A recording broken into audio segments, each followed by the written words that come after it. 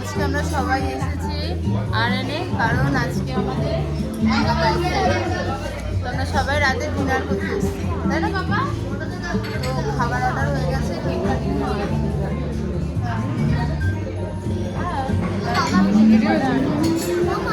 তো খাবার অর্ডার হয়ে গেছে।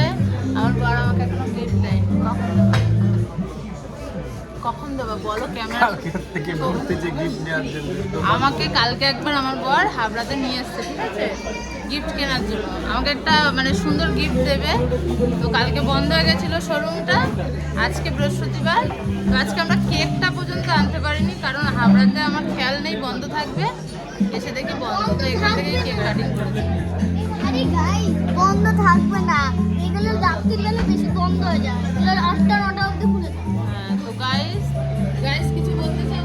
নো গাইস, বাড়ি থেকে ঝগড়া করে তো গাইস একটা কথা বলতে চাই, এটা আমি পরে বলছি, এটা ছোট ভিডিও।